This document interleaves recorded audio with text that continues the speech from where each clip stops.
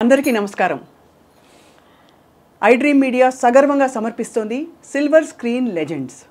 పాడటంలో సమర్థత, వృత్తి పట్ల నిబద్ధత, మనిషిలో విధేయత, ఇవన్నీ కలిస్తే డాక్టర్ కెఎస్ చిత్ర గారు. శ్రీమతి పి సుశీల గారు నేపథ్య గానానికి ఒక కోట నిర్మిస్తే జానకి గారు ఆ కోటని మరింత విస్తరింపజేశారు.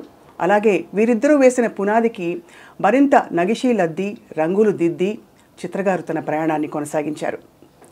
4 భాషలో అని అనుకుంటాం, కానీ ఎన్నో భాషలలో 4 దశాబ్దాలకు పైగా పాడుతూ రాణిస్తూ ఆ పాటల్ని మనసుల్ని హత్తుకునే విధంగా భావాల కందని భాషకు అతీతమైన గాత్రంతో తన ప్రయాణాన్ని కొనసాగిస్తున్న పద్మభూషణ్ డాక్టర్ కెఎస్ చిత్ర గారు ఇవాళ మన సిల్వర్ స్క్రీన్ లెజెండ్.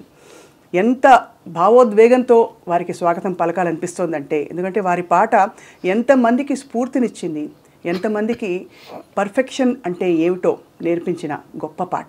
చిత్రమా నమస్కారం. నమస్తే స్వప్న, ఎలా ఉన్నారు? సుగం తందా సుఖమాన సుగమాన. చిత్ర గారు, మిమ్మల్ని చూస్తేనే చాలా ఆనందం. ఇది ఈ మాట అనడానికి కారణం ఏంటంటే, గొప్ప లెజెండ్స్ జానకమ్మ, సుశీలమ్మ వాళ్ళ పాట వింటూ మనందరం పెరిగాం, అంతా ఉంది. కానీ మీరు తెచ్చిన ఒక ఫ్రెష్నెస్, ఒక పర్ఫెక్షన్, ఒక ఇంకా ఎలా పాడాలి పాటని ఎలా పాడచ్చో చాటి చూపించారు. దానికి మనకు డిక్షనరీ లాగా ఉన్నారు కదా సుశీల గారు, జానకి గారు, ఎల్ఆర్ ఈశ్వరి గారు, జిక్కి గారు. వాళ్ళందరూ పాడే పాట విని అలా పాడాలని అనిపిస్తూ నాకు నా స్టైల్లో వచ్చింది అంతే. అయితే I want to sing like them, but అది రాదు. వారిని అడిగితే అసలు ఎవరిని అడిగినా చిత్రగారి పేరే చెప్తారు. 30 సంవత్సరాలుగా ఎస్పెషలీ తెలుగులో మీకు అసలు మీ ఎంతమంది గాయనీమణులు వచ్చారు వెళ్ళారు, కానీ మీ స్థానం మాత్రం ఎవ్వరు అంటే అందుకోలేకపోయారు. సో గొప్ప క్లాసికల్ ఫౌండేషన్ ఉంది మీకు. ఫౌండేషన్ ఉంది, అయితే నేను అది ఇంకా పర్స్యూ చేయలేదు. ఎందుకంటే కర్ణాటిక్ మ్యూజిక్ పాడాలంటే కొంచెం ఓపెన్ వాయిస్లో అలా పాడాలి కదా, అదే పీపుల్ విల్ ఓన్లీ యాక్సెప్ట్ ఆ స్టైలు. అయితే అది అలా ప్రాక్టీస్ చేసి సడన్గా ఒక ఫిలిం సాంగ్ పాడాలంటే వాయిస్ టెక్స్చర్ మారుతుంది కొంచెం. సో అది దానివల్ల నేను కర్ణాటిక్ మ్యూజిక్ ఒక పక్క పెట్టాను. ఇంకా కాన్సర్ట్స్ ఏం పెద్దగా చేయలేదు, 2 కాన్సర్ట్స్ చేశాను అంతే. అయితే ఫిలిం సాంగ్స్ ఇప్పుడు పాడుతున్నాను కాబట్టి దాంట్లో కాన్సన్ట్రేట్ చేస్తున్నాను. నిజానికి ఒక్కోసారి అనిపిస్తుంది శాస్త్రీయ సంగీత కచేరీ అంటే కొంచెం ఫ్రీడమ్ ఉంటుంది, స్పేస్ ఉంటుంది. ఇందులో చెప్పింది చెప్పినట్టు ఆ మీటర్లో అంతే వాయిస్ వాల్యూమ్ పెట్టి పాడడం ఎంత ఛాలెంజ్ కదా. ఛాలెంజ్ నిజంగానే. అది కూడా ఒక్కొక్క సాంగ్ ఒక్కొక్క డిఫరెంట్ ఫీల్, కూడా చాలా అరిచి పాడినట్టు సాంగ్స్ కూడా వస్తుంది, అలాగే చాలా హస్కీగా పాడే సాంగ్స్ కూడా వస్తుంది. ఒక్కరోజు మనం ఇంటి నుంచి వెళ్తున్నప్పుడు ఈరోజు ఎలాంటి పాట వస్తుందో మనకు తెలియదు. మన విజయశాంతి గారు ఆ పీరియడ్లో నాకు చాలా ఎమోషనల్ సాంగ్స్, గొంతు యాక్చువల్గా 2 days రెస్ట్ తీసుకోవాల్సిన అలాంటి సందర్భం కూడా వచ్చింది ఆ టైంలో. అన్ని అలాంటి పాటలు అదన్నీ ఛాలెంజేనా? కానీ మీరు గమకాలు అంత అవలీలగా ఎలా పలుకుతాయి చిత్ర గారు? అంటే అసలు ఎక్కడ ఒక్క స్వరం కూడా అటు పక్క కదిలే అవకాశం కూడా ఉండదు, అంత పర్ఫెక్ట్గా. Maybe childhood practice. అప్పుడు చిన్నప్పుడు కాలేజీలో I took music as my main subject. దాంట్లో మార్నింగ్ 9 నుంచి 3 o'clock వరకు ఒక్కొక్క టీచర్స్ ఒక్కొక్క కీర్తనాలు లేదంటే ఏదైనా వర్ణం అవన్నీ నేర్పిస్తారు. ఈవినింగ్ కాలేజ్ అయిన తర్వాత నేను నా ఓమనకుటి టీచర్ దగ్గర వెళ్ళి ఆమె దగ్గర నుంచి కూడా నేర్చుకున్నాను.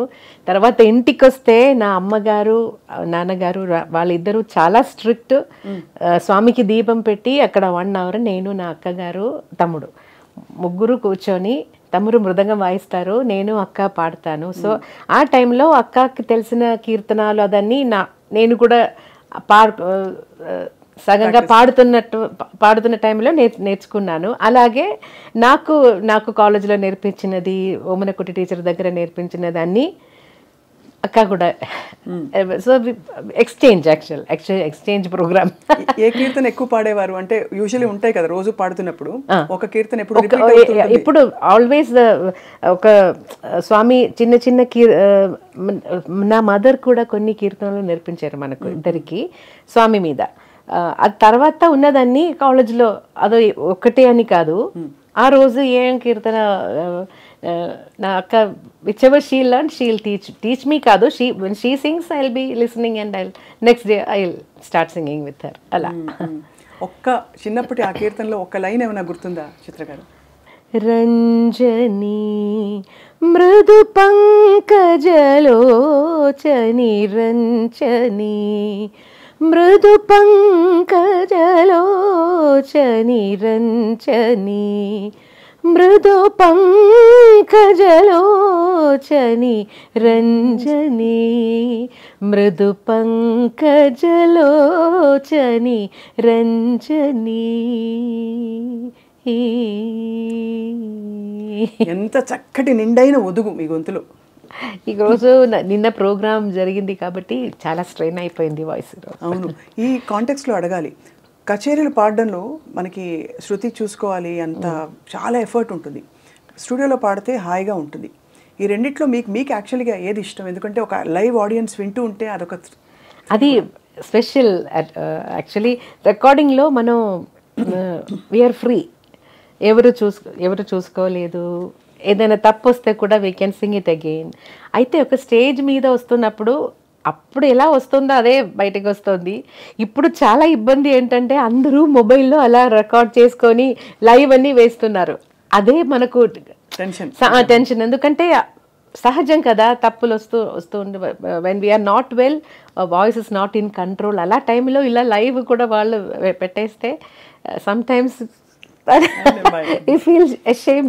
ఇదే మీ గొప్పదనం చిత్ర గారు. ఎందుకంటే అందరూ ముక్త కంఠంతో చెప్పేది చిత్ర గారి విధేయత, వినయం. మీరు పద్మభూషణ్ అంటే one of the highest civilian awards అందుకున్న తర్వాత కూడా డాక్టరేట్ అందుకున్నారు. ఇంత శాస్త్రీయం పాట అన్నీ ఉన్నాయి. వీటన్నిటితో పాటు మీకుండే డాక్టరేట్, ఆనరరీ డాక్టరేట్ అది చెప్పాలి.